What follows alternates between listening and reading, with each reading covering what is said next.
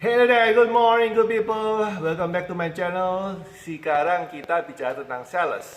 Yang kita mau bicarakan hari ini adalah apakah kita tetap menjual dan apakah etis kita tetap menjual dalam kondisi krisis ketika orang lagi kesulitan secara finansial. Yuk kita bahas yuk.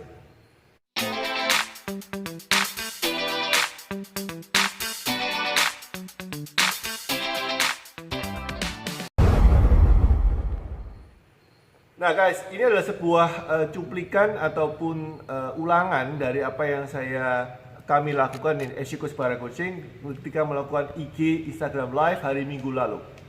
Hari Minggu lalu saya diwawancara oleh Coach Han Budiono menanyakan tentang atau membahas tentang apakah etis kita tetap menjual dalam kondisi corona crisis ini, dan kalaupun iya gimana cara menjualnya. Ya, kita bahas tentang etisnya dulu, kemudian teknik menjualnya bagaimana. Tema kali ini saya ambil sebuah konsep yang udah lama saya belajar ini ya. Ada kejadian yang menarik di Amerika, nanti saya bahas di endingnya, tapi intinya adalah saya menggunakan judul worst case scenario. Worst case scenario itu adalah kejadian kemungkinan terburuk yang bisa kita sharingkan kepada konsumen kita dalam kondisi tidak enak seperti ini. Filosofinya adalah ketika orang sakit, kita tidak bisa bicarakan hal yang positif. Ketika orang lagi sedih, kita tidak bisa bicarakan tentang hal-hal yang happy-happy. Ya, jadi kalau dalam kondisi psikologi manusia, ketika teman kita bersusah payah, kita tidak nyaman atau kita tidak rela atau tidak enak kalau ngomong di depan mereka, di sekeliling mereka tentang sesuatu yang menyenangkan kita. Itu nggak sopan, nggak etis. Ya, ternyata worst case scenario ini juga dipakai di dunia selling, di dunia penjualan. Yaitu ketika dalam kondisi krisis seperti ini, Anda mesti mengatakan sesuatu yang kurang enak dulu. Ini akan malah didengar oleh konsumen kita. Loh, gimana caranya? Ya, nanti habis ini saya jelaskan. Oke, kembali ke etis dulu. Apakah etis kita tetap menjual?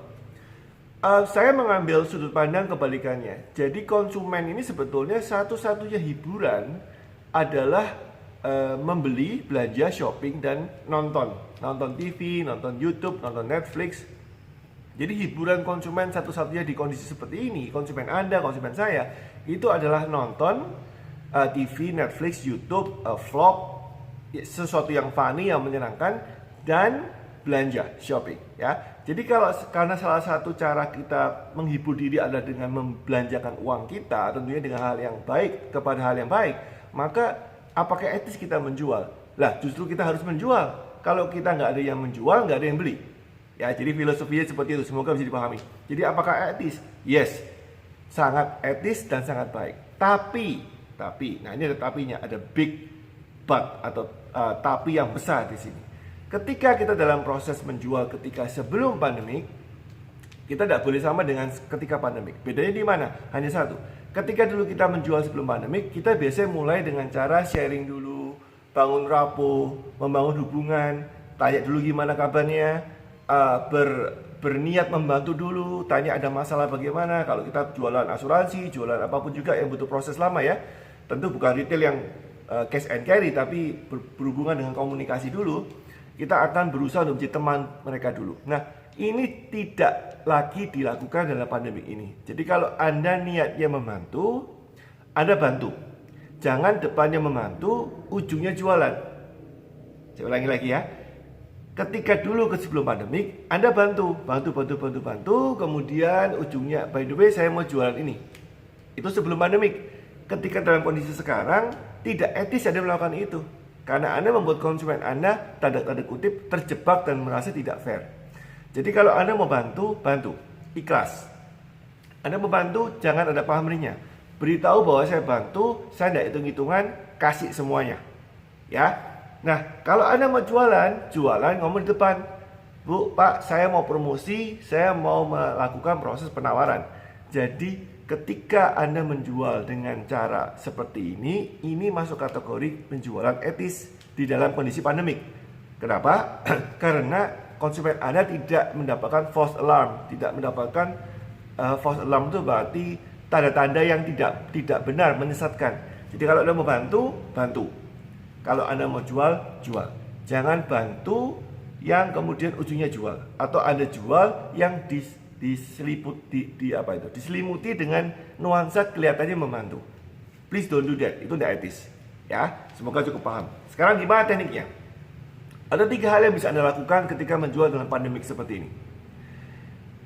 Dan 3 ini dipakai, ya. 3 ini dipakai. Anda bisa pakai, tidak harus berurutan. Anda bisa nomor 3 dulu, nomor 2 itu nomor 1 dulu, atau 1, 2, 3. Tapi basically 3 ini harus dipakai, ya. Pertama, yang kita bilang adalah menjual future value, ya. Future itu masa depan, value itu nilai, ya. Value nilai perusahaan Anda di masa depan. Contoh kalimat dipakai seperti ini. Ya, sales is what you say. Oke. Nah, ketika Anda mengatakan seperti ini, Pak, Bu, kondisi seperti ini sulit, saya ingin menawarkan sesuatu. Kalau Bapak Ibu beli sekarang, saya suka sekali, senang sekali, gembira sekali. Tapi kalaupun tidak beli sekarang, saya yakin masa depan, kedepannya Bapak Ibu akan beli, karena barang ini bagus.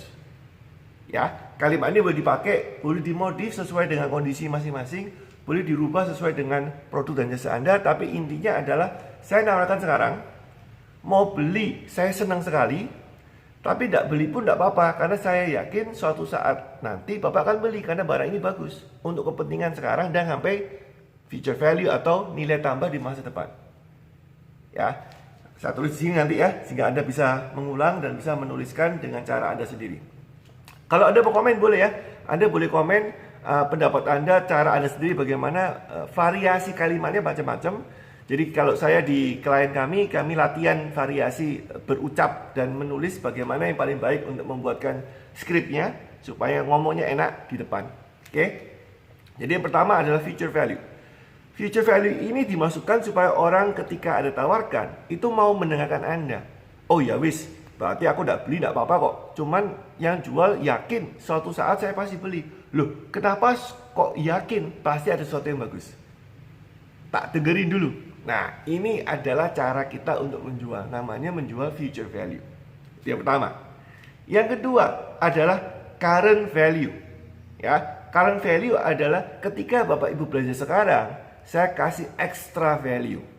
Jadi intinya ada orang mau beli, orang masih punya uang, ya, masih tidak semua tapi masih ada yang punya uang dan mereka mau belanja sebetulnya. Tapi mereka harus tahu kalau saya belanja sekarang bedanya apa ya dibandingkan sebelum pandemik dan nanti setelah pandemik.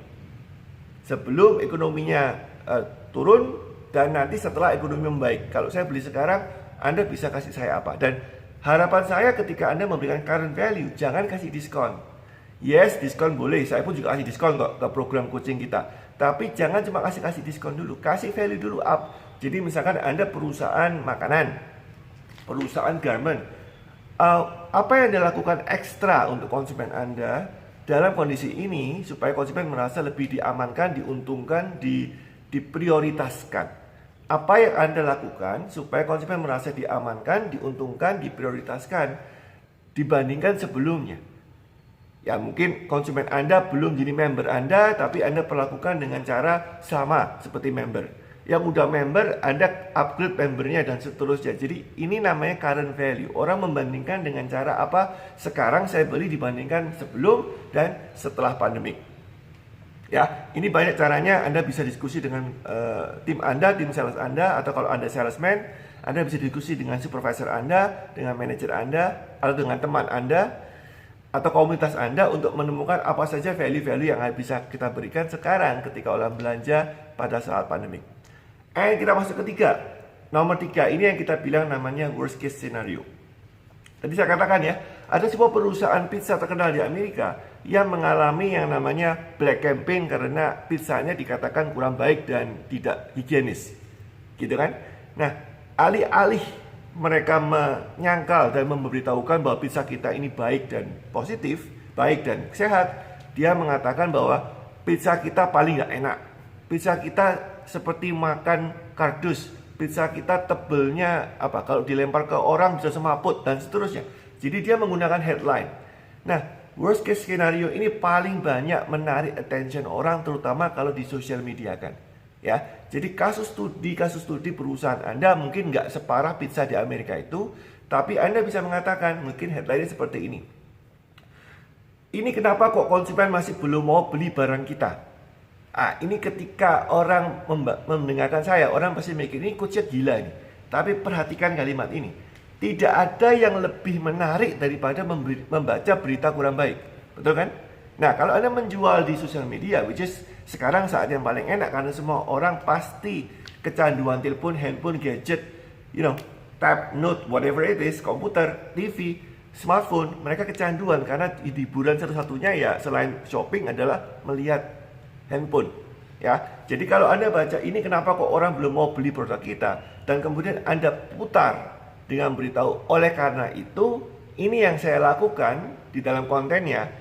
Setelah orang baca headline-nya, kenapa kok orang tidak mau beli barang kita? Kemudian Anda jelaskan, itulah kenapa kok saya melakukan perbaikan A, B, C, D, E, F, G. Dan ini tandanya konsumen saya sudah mulai suka dengan perbaikan yang saya lakukan.